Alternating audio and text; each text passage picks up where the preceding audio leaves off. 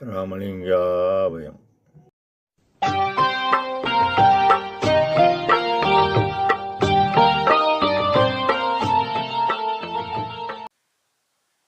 அருட்பெரும் ஜோதி அருட்பெரும் ஜோதி தனிப்பெரும் கருணை அருட்பெரும் ஜோதி எல்லா உயிர்களும் இன்புற்று வாழ்க, வள்ளல் மலரடி வாழ்க வாழ்க.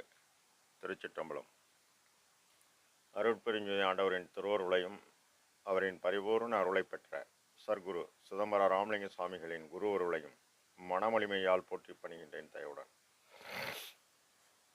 நான் செய்த செயலின் நுழைவாக இன்ப துன்ப அனுபவங்கள் யாவும் வந்து கொண்டே உள்ளது.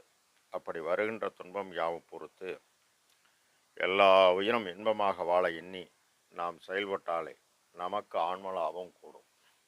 நம் பெருமான் 34 இறை எளிமையை வியத்தல் என்ற தலைப்பில் 10வது பாடலில் அந்நாளில் அடிச்சிறியேன் அம்பல வாயிலிலே அருளை நினைந்து ஒருபுறத்தே அயர்ந்து அழுது நின்றேன். முன்னாளில் யான் புரிந்த பெருந்தவத்தால் எனக்கு முகமலர்ந்து மொழிந்த அருண்மொழியை நினைத்து அந்த செந்நாளே எதிர்பார்த்தே பன்னாலும் கழித்தேன். சிந்தை மலர்ந்திருந்தேன் அச்செல்வமிகு திருநாள் இந்நாளே ஆதரினால் எனக்கு அருள்வீர் என்றேன். என்பதன் முன் அளித்தீர் நுண் அன்பு உலகில் பெரிதே என்கின்றார். நம் பெருமான் இறைவன் மீது அன்பும் உயிர்கள் பால் தயவும் கொண்டு இது வேண்டுமென்றாலும் இறைவனிடமே கேட்டார்.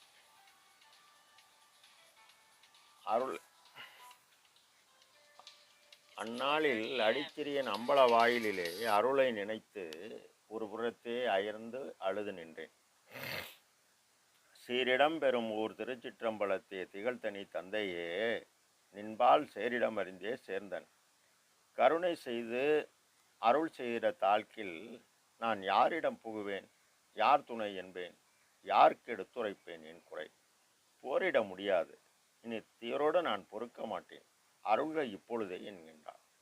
உடனே இறைவரை யோக ஞானம் புரிதலின்றி நின் நலிதல் அழகோ, ஈட்டுக நின் எண்ணம் பாலிக்க அருளமுதம் உண்டு என்கின்றார். முன்னாளில் யான் புரிந்த தவம் என்ற என் குரு நடராஜா மாலையில் இப்பாடல் பதிவாகிறது. மேலும் 12 ஆண்டு தொடங்கி எளியேன் பட்ட பாட்டை நினைக்கில் இரும்பும் கரையுமே, அந்த பாடு முழுவதும் எனக்கு இன்பம் ஆயிற்று, நிறைவா நின் அருள் எனக்கு சொந்தமாயிற்று என்கின்றார். இவர் அருள் இறைவனுடைய அருள் இவருக்கு எப்படி சொந்தமாயிற்று என்றால், அருள் என்பது கடவுள் தயவு, ஜீவகாரணம் என்பது ஜீவர்கள் தயவு. பெருமான் செய்த பரோபகார செயலால் பெருமானுக்கு சக்தி, அதாவது ஆற்றல் கூடியது. அதனால் இறைவனின் உபகார சக்தியாகிய தயவு பேராற்றல் கூடியதனால், இறைவனின் தயவு பேராற்றல் கூடியதால் இறைவன் தன் கையில் பிடித்த தனி ஏழு ஜோதியை இவர் கையில் வழங்கிவிட்டார். இவர் எல்லா உயிரும் இன்பமாக வாழ மறைந்து நின்று காரியப்படுகிறார். நம் பெருமான் நம்மை அன்ன விரயம் மட்டும்தான் செய்ய சொல்கிறார்.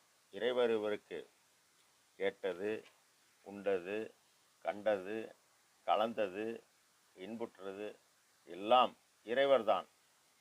பாடுபட்டால் பலன் நிச்சயம் கிடைக்கும். என் ஒருவனால் உங்கள் எல்லோருக்கும் நன்மை கிடைப்பது சத்தியம் என்று கூறுகிறார் நம் பெருமான்.